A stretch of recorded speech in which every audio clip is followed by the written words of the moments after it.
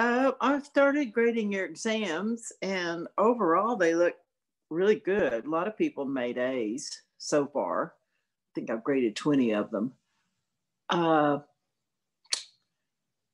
Some people didn't do so well. And the last two problems that said find the derivative using only the definition, if you use the differentiation rules and did not compute that limit, you got 1 out of 20 points on those.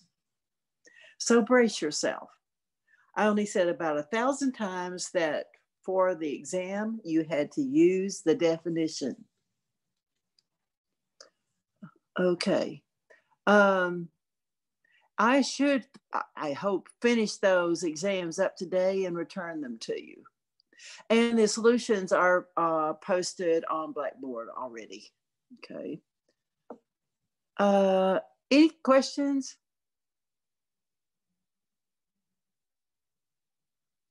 Okay, let's go back to talking about implicit differentiation.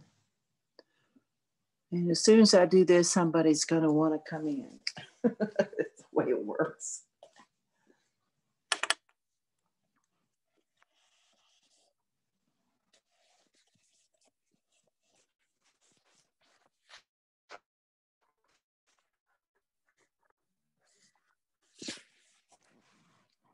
Okay.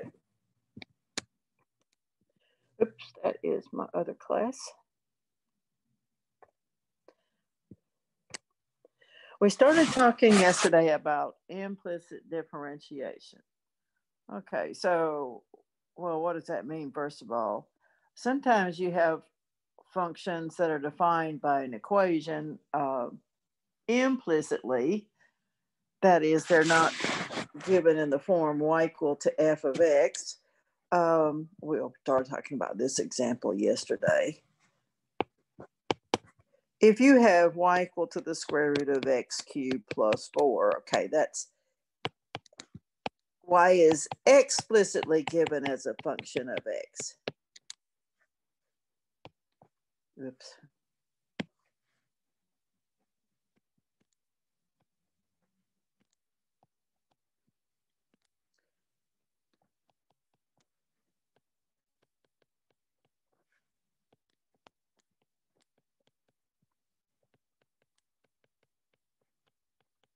You see y on one side and plain old y by itself, and the x's are on the other side with no y's. Y is given implicitly as a function of x when you write x squared plus y squared is 1. Because you don't see y on one side and then an expression in terms of x on the other side. Okay. In this case, x squared plus y squared is 1. You can solve for y.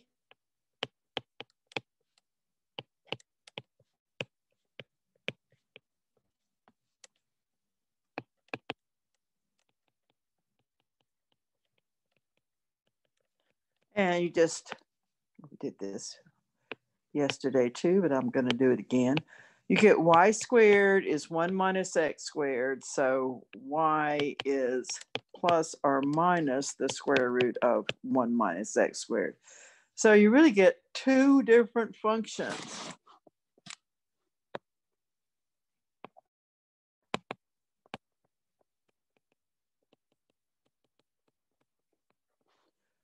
One is y equal to plus the square root of 1 minus x squared, and the other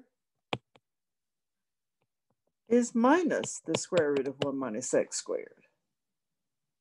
And we noted yesterday that that corresponded to the top of the circle and the bottom of the circle.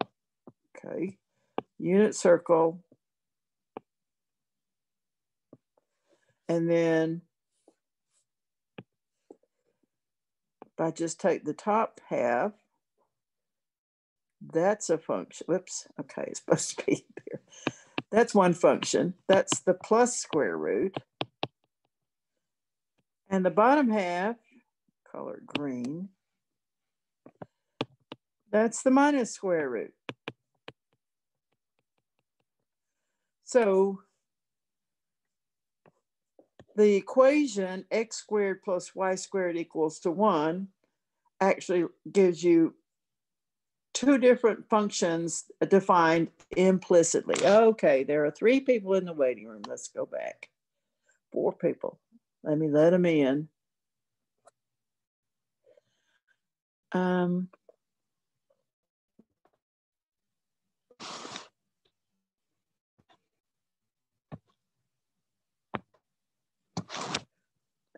And then I'll go back to sharing my screen. Oops.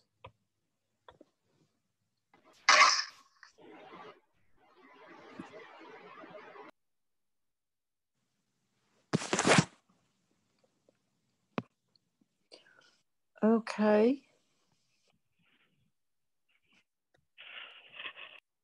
Okay, so if we just leave this as x squared plus y squared is equal to 1, we get 2 functions of y, 2 functions y at, okay, 2 different functions where we're given y in terms of x. Okay, well, but sometimes you can't solve these things.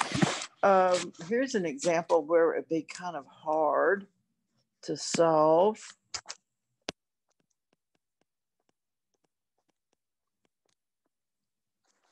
Let's see. This one actually has a name. So let me make sure I write it down correctly.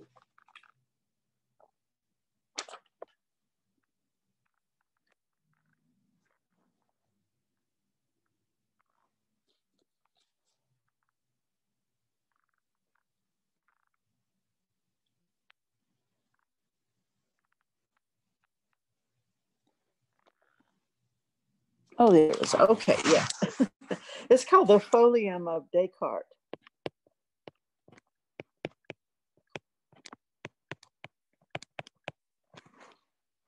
Well, that's a cubic equation, and actually there is a, just like a formula for solving quadratic equations, there does exist a formula for solving cubic equations. But I don't know what it is, and it's pretty complicated. Once you get past cubes, so to the 4th power, the 5th power, there are no formulas for solving such equations. So what you can do there is limited. Yeah, this is a curve in the plane. So when I write this, I mean, oh, stop that. The set of all x, y in the plane, call that R2, such that this equation is satisfied. And that does give you a curve. And let me sort of roughly show you what it looks like. It comes in like this, makes a loop, and then goes out. And okay, things you're going to study more in 2nd semester calculus. We talk about parametric equations. But yeah, that's what this set of points looks like. And well, that's clearly that graph, that's not the graph of a function. It can't be, because it doesn't pass the vertical line test. In particular, if you take a vertical line, say right there, it's going to cross that curve 3 times. So that's not a function. You could split it up into some functions. I could take one that does that, and then the second one, okay, continue the loop, that part. And then, okay, if I go further, I'm going to not pass the vertical line test again, but then at the tail. I could split it up into 3 different functions. Okay, but I don't have to be able to find y, solve for y in terms of x in order to be able to take the derivatives of these things. You can leave it as an equation where y is implicitly defined as a function of x and differentiate without knowing what y is. Okay, and we started that yesterday. Let's do the unit circle first, that equation.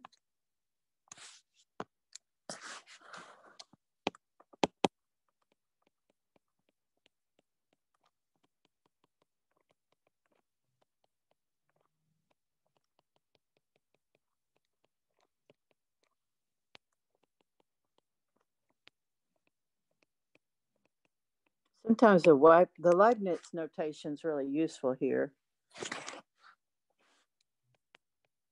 Because when you use the Leibniz notation, it tells you what your independent variable is and what your dependent variable is.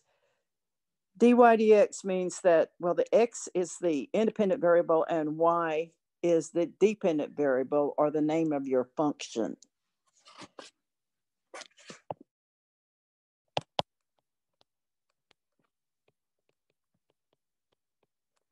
Okay. Yeah, so I'm thinking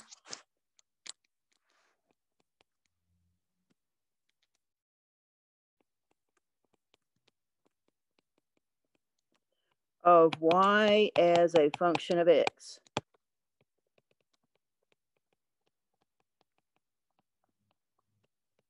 I don't know what f of x is. Don't have to know what f of x is. But y is a function of x, and therefore I must handle y as a function. Okay, so you've got x squared plus y squared is 1. And I'm going to differentiate both sides, keeping in mind x is my independent variable. It's what you stick into your function. Y is the function itself, but it's a function of x. Okay, so, well, the derivative of a constant is 0. The right-hand side is easy. The left-hand side, well, I've got the sum of 2 things, so I can just take the sum of the derivatives. The derivative of x squared is 2x. That makes sense. The derivative of y squared, now I have a function squared. So the derivative is 2y prime. Okay, because I have to use the chain rule on y squared.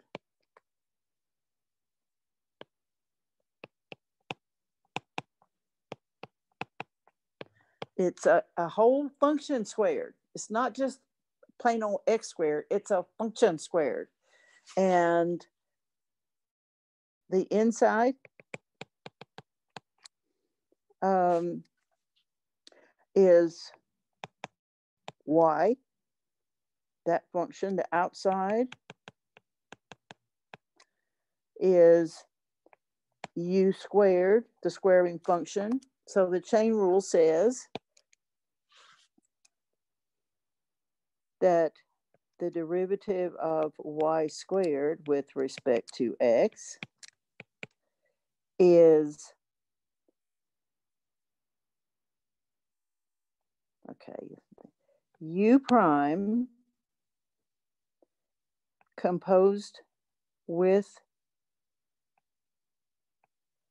y times y prime. No. Okay. No. Okay. Brain not working this morning. Let me say that. Let me do that again. Okay. I didn't leave enough room either. I'll call this h of u. All right, it's the squaring function. Okay, the chain rule says that the derivative of y squared then is h prime composed with u times u prime. And h prime is 2u.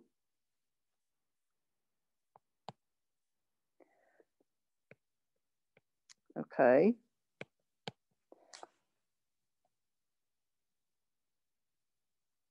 And let me write this as of u.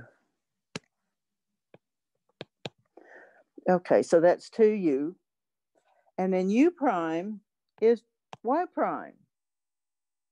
Don't know what y is. But that gives me 2y prime. Okay, that's because it's a function that's squared, not just the independent variable squared. Okay, but then, so I have now this equation. This is my derivative equation. I can solve for y.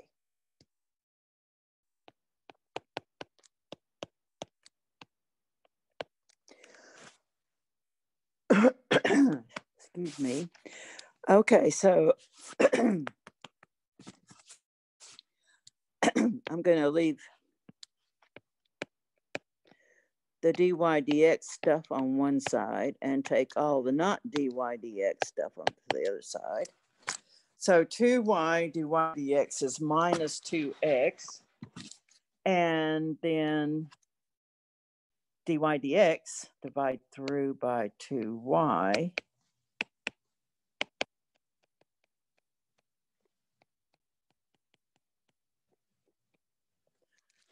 Okay, so we have the derivative of y as a function of x as minus x over y. All right, so well, notice it's still got a y in it.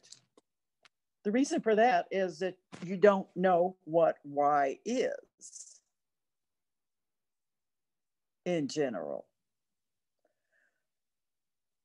But I did not have to solve the implicit equation for y first in order to get this derivative. In the case of the unit circle, okay, we actually could solve for y as a function of x. And we got two different functions.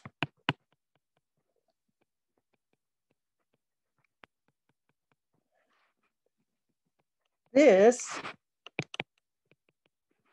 gives the derivative of both of them.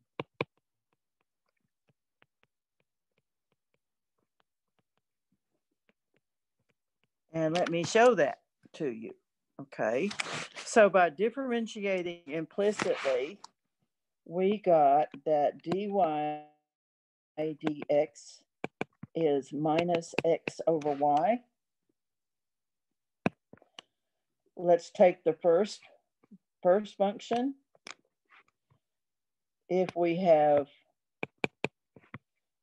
y is the square root of 1 minus x squared. Again, that's a function raised to a power. So what's the derivative? I have to use the chain rule. Y prime, what's a function raised to a power? So the, okay. Hope you'll be able to do this in your head shortly, but let me put in the details. Okay, so the inside is u equal to 1 minus x squared, and the outside is u to the 1/2. So the chain rule says that the derivative is 1/2 u to the minus 1/2. That's the derivative of the outside part, multiplied by the derivative of the inside part. And that's going to be 1/2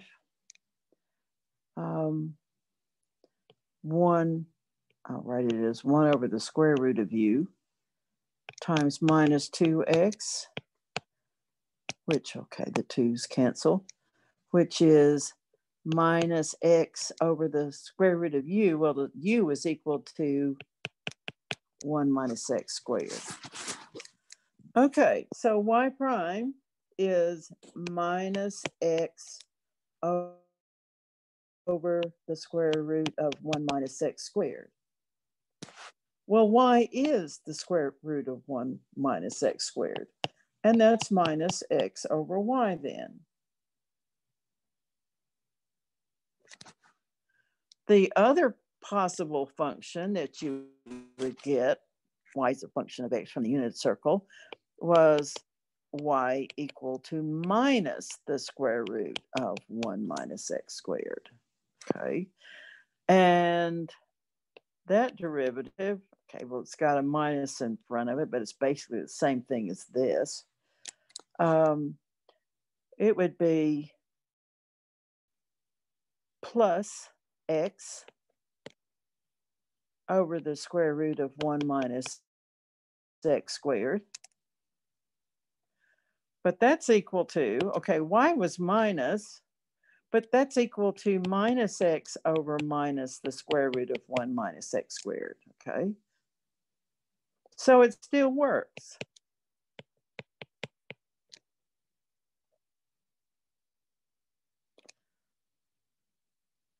So you do not have to find y explicitly as a function of x in order to be able to find the derivative of y. Although, if you don't know what exactly y is, you get your derivative in terms of x and y. Okay, questions?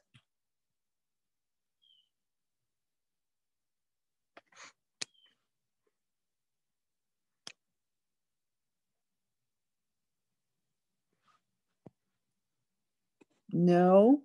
Okay. Are you all still there? Yes, ma'am. Okay, good. It's raining real bad at my place, but yeah, I'm still here. Okay, good. Well, not good that it's raining. Yeah, it's not too bad here, but that can vary a lot. Let's do the other one, this Folium of Descartes. I should write that. Okay.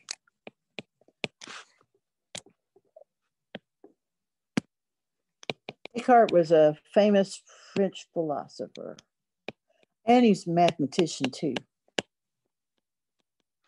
Cartesian plane is named after him. Okay. I think he's the one that said, I think, therefore I am. Okay. All right.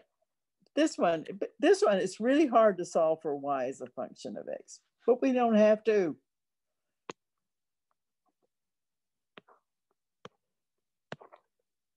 So we want to find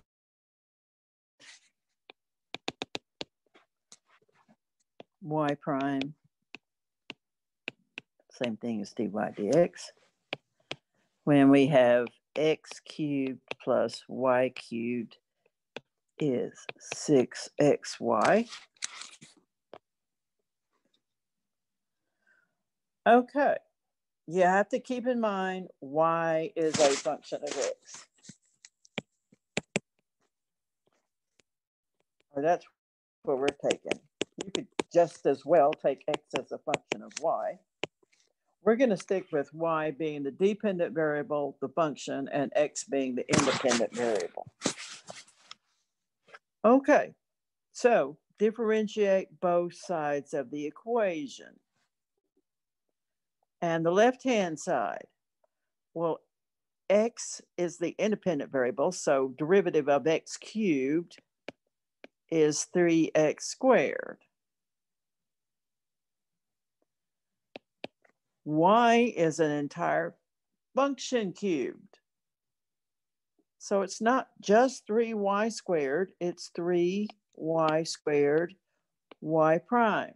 Again, chain rule, okay? And then I have the right-hand side. On the right-hand side, I have a product of functions. I'm going to think of this as being the product of 6x and y. Product of functions means I use the product rule. So, and the product rule, let's just write it over here.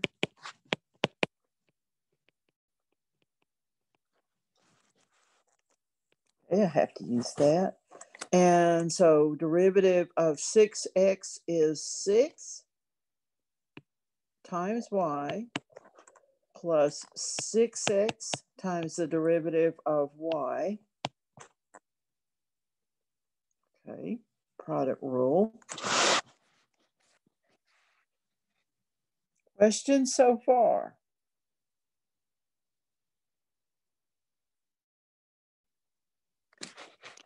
Okay, then because differentiation is it's a linear process, you will always be able to solve this equation for y prime. Y prime in terms of x and y. And let's do that.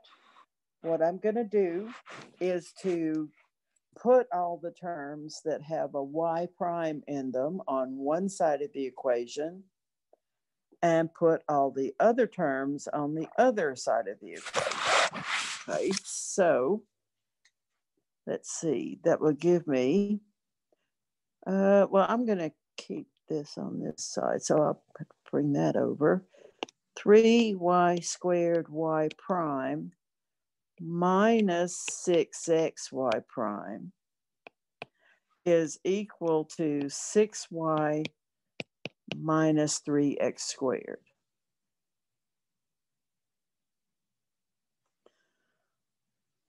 All right. Well, now on the left-hand side, every term has a y prime in it, so I can factor out a y prime.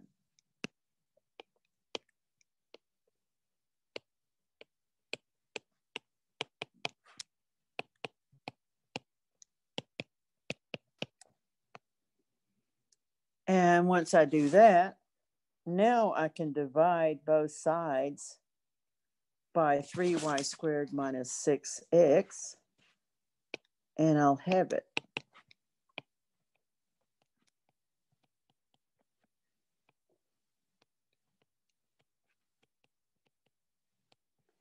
So there's y prime in terms of x and y.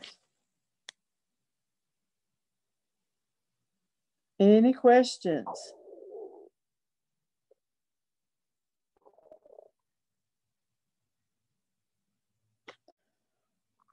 Okay, let's do some more. One of the things I like about covering this topic is that it really makes you use your differentiation rules. You don't know what y is exactly, but you know what you're supposed to do, and you really have to understand them to do this correctly. Okay, I'm looking for an example here, more examples. How about something with a trig function in it?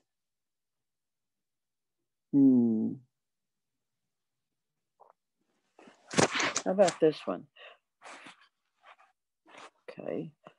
And by the way, especially if I make something up, I'm not guaranteeing that that equation gives you any points. But I assume that if I get something out of a book, it does.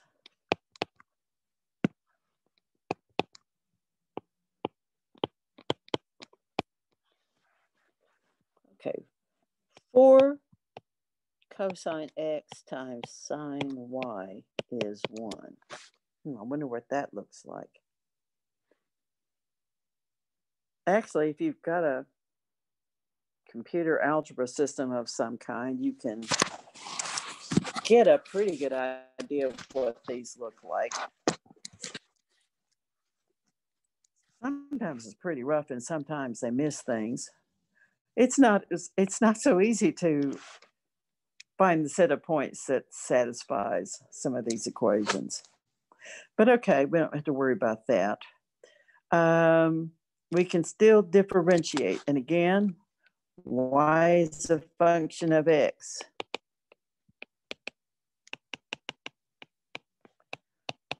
X here.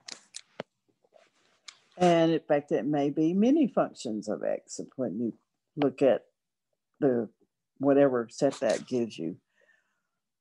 Okay, so differentiating. Well, the derivative of the right-hand side is pretty easy.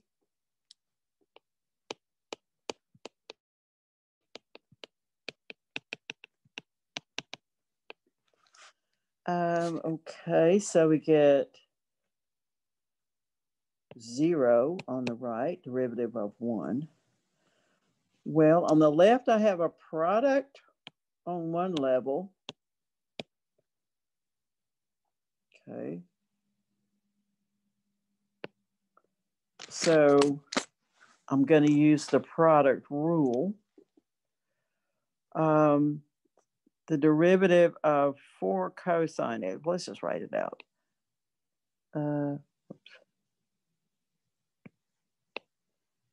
Okay. So product rule, derivative of 4 cosine x times the sine of y plus 4 cosine x times the derivative of the sine of y. Okay. Well, the derivative of 4 cosine x, we learned that the derivative of cosine is minus the sine, and the 4 can just come out. So that's pretty easy. That's minus 4 sine of x times sine of y plus 4 cosine of x. And okay, we need to figure out what goes in there. So let's pull that out.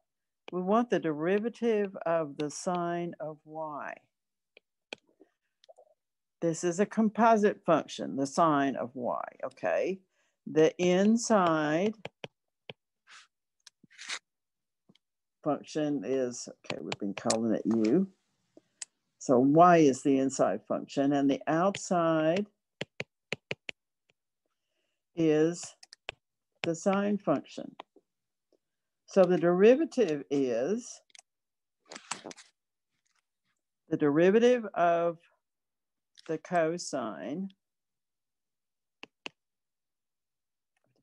Derivative of sine is cosine. So cosine of y, and then you multiply it by the derivative of the inside function. Okay, so it's cosine of y multiplied by y prime. And okay, so we've got the differentiation done. Now solve for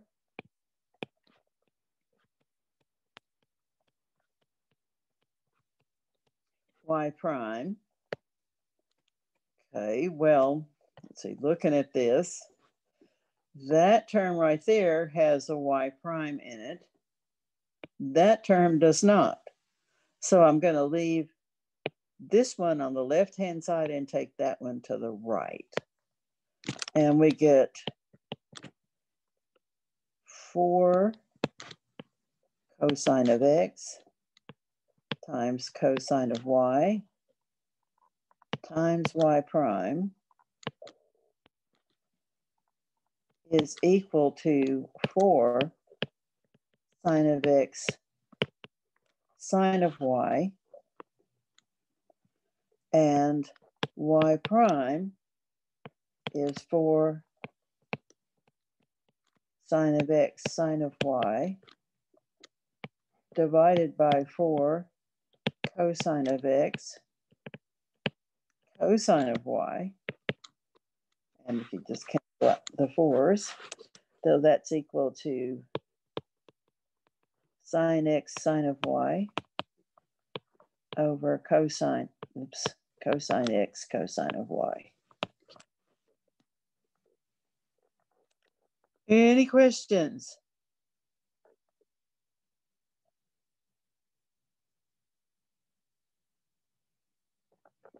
You all are very, very quiet this morning. I think it's something to do with how early it is and the fact that the rain's coming around.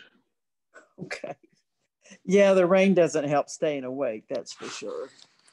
Okay, let's see. Let me find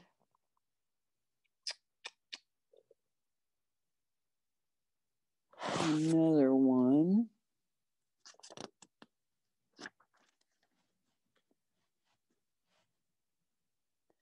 And let's see.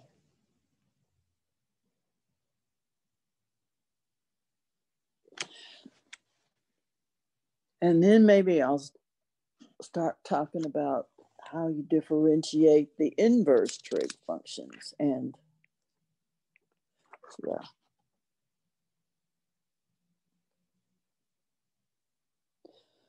Okay, how about this one? One more example.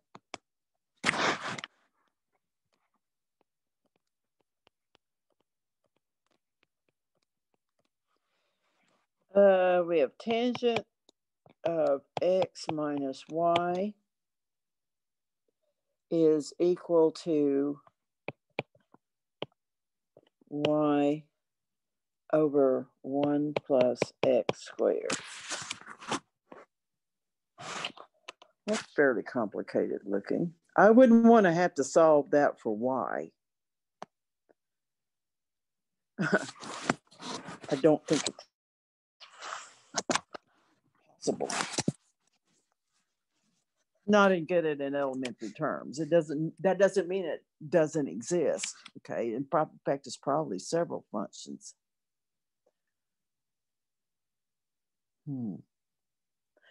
Maybe I will try to graph these examples this afternoon and show you tomorrow what the curves actually look like. But okay, we don't have to know that in order to differentiate it.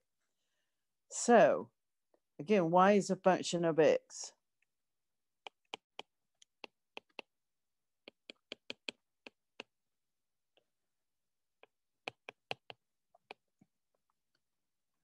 Okay, so got to take the derivative of both sides. Now on the left-hand side, I've got a composition. Okay, so I'm going to pull this apart carefully. This by itself is a composition. Okay, so which means I'm going to use chain rule. The inside x minus y, the outside is the tangent function. So the derivative is, okay, the derivative of the tangent of u, which would be secant squared of u times the derivative of u. And okay, well, u is x minus y. So the derivative of the tangent of x minus y is going to be the secant squared of u. Well, u is x minus y times the derivative of u, which is the derivative of x minus y. Well, the derivative of x is 1, and the derivative of y is y prime. Okay, so that's the derivative of the left-hand side. What about the right-hand side?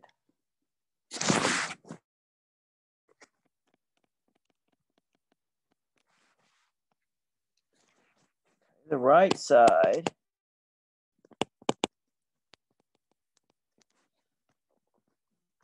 y over 1 plus x squared. Well, that's basically a quotient.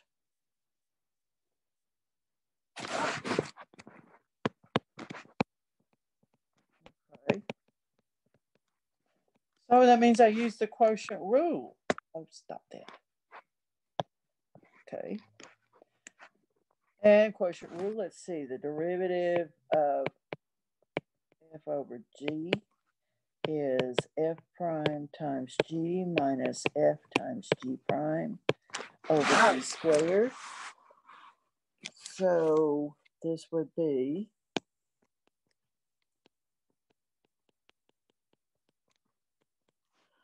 okay, the derivative of the top times the bottom minus the top times the derivative of the bottom over the bottom squared. And the derivative of y is just y prime. We don't know what y is, so we can't say more about the derivative of y than that it's just the derivative of y. And then we have plain old y. The derivative of 1 plus x squared is 2x.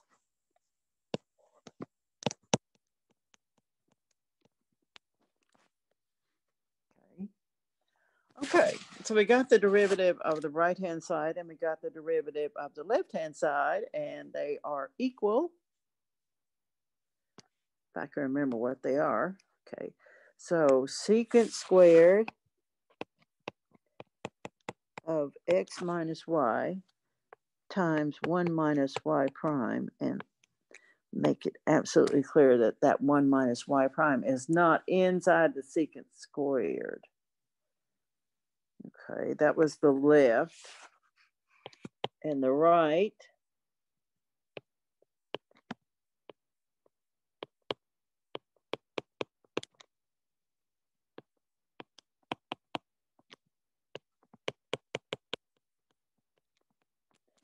okay. Check, make sure I copied everything correctly. I think so. Okay, that looks pretty pretty complicated. And I want to solve for y as a function of x and y prime rather. I want to solve for y prime.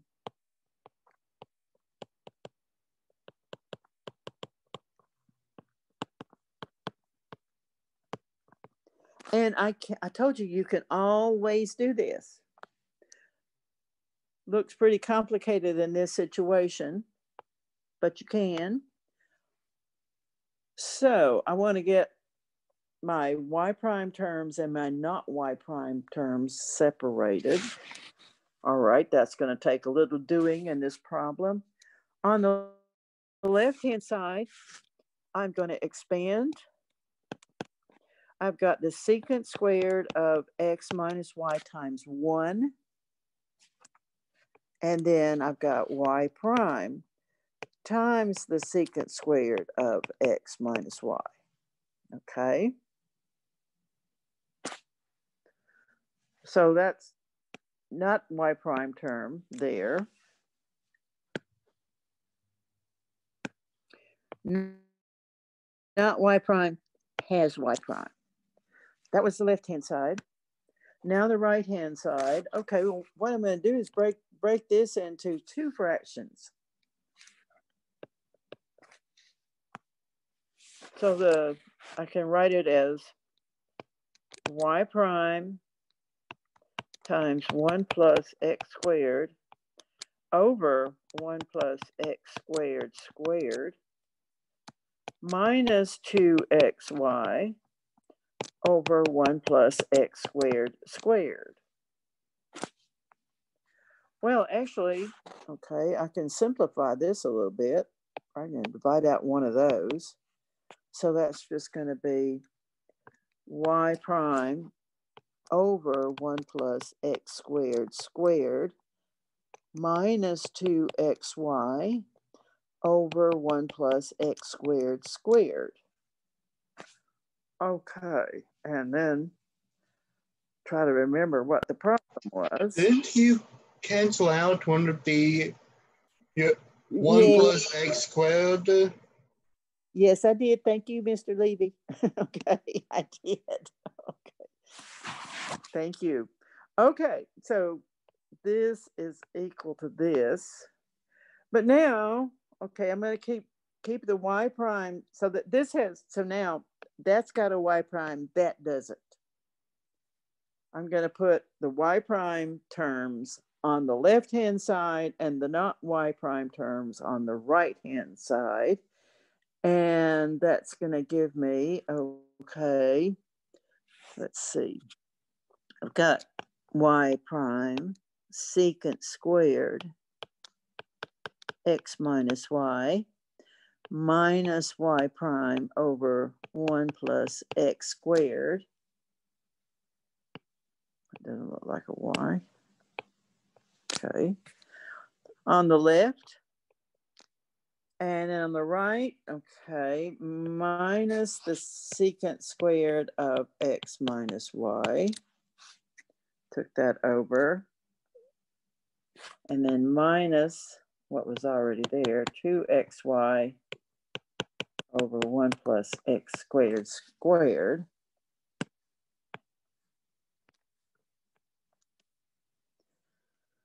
Okay. So then I can, everything's got a minus in front of it. So why don't I just multiply through by minus 1?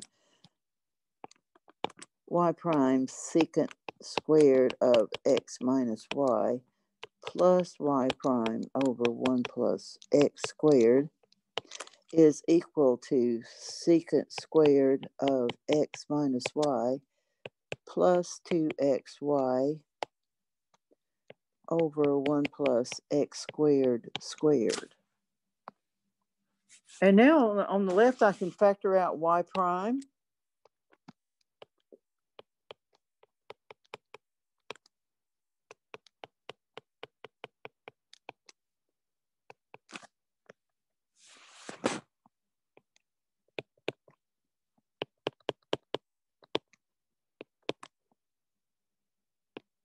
Ooh, it's not going to be pretty. That's for sure. Okay, yeah, so I've got y prime times this stuff equal to that stuff. And now I can divide by this stuff. Okay, so y prime is secant squared of x minus y plus 2xy over 1 plus x squared squared divided by the secant squared of x minus y plus 1 over 1 plus x squared. Ew. And I don't really see any way to simplify that.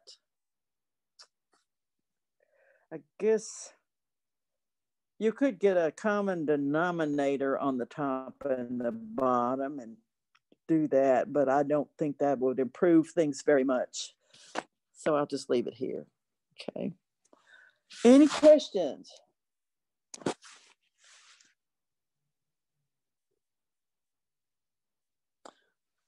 Okay, that one was pretty complicated.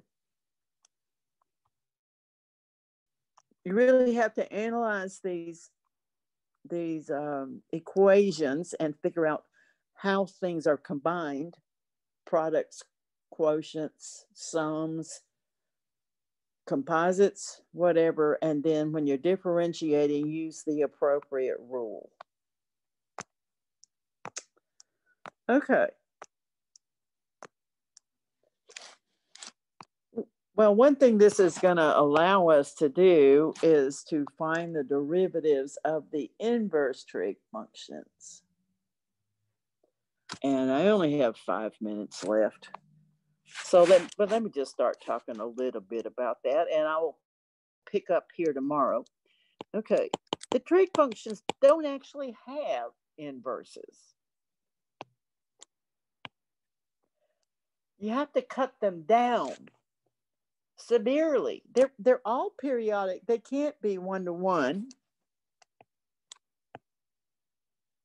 The only functions that actually have inverses are one-to-one functions. Okay. But sin x, okay, this is my very rough sketch. And let's see, so that's minus pi over 2 to pi over 2. I'm going to keep one piece of this. I'm going to cut it way down. I'm going to keep one piece. In fact, let's see.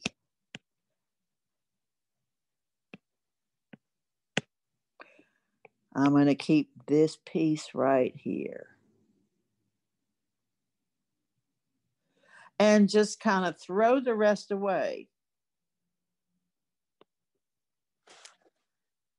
Okay, now you might wonder, well, doesn't throwing away stuff kind of get you into trouble sometimes?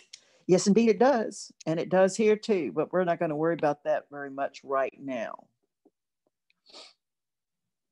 Okay, so I am just keeping that red piece.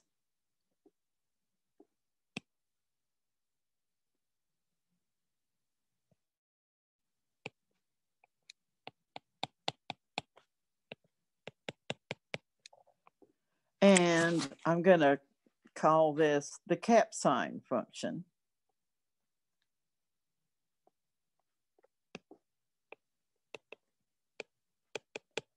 So capital S. And which is now, this is one-to-one, okay?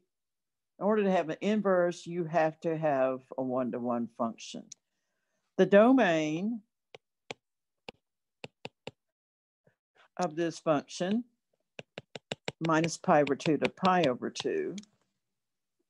And the range, well, it's the entire range of the sine function.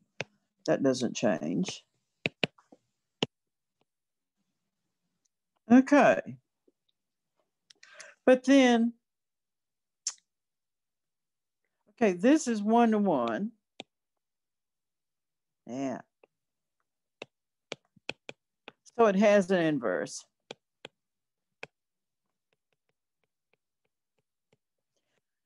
And I'm going to call that arc sine.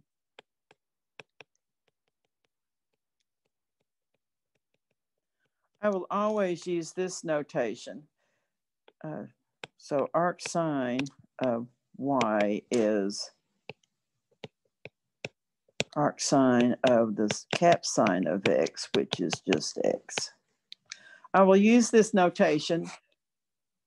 Your book and a lot of other books often use this notation. I do not like that because it's ambiguous. That looks like 1 over the sine. The arc sine is not 1 over the sine, okay? I won't count off if you use that notation, but I never use it. It's confusing. Okay, and I'm pretty much out of time. Got less than a minute left, so I think this is a good stopping place. Tomorrow we will talk about the cut down trig functions, their inverses, and their derivatives. Any questions?